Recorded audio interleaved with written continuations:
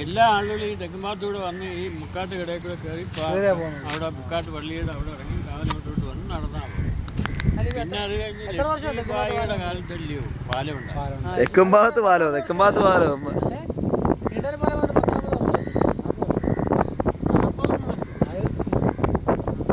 ബ്രിട്ടീഷുകാരുടെ കാലത്തെ ഉണ്ടായത്.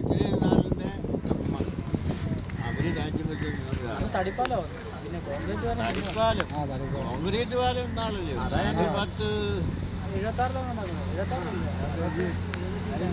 നാഗഭൂഷണം കമ്പനിക്കാരാണ്. പിന്നെ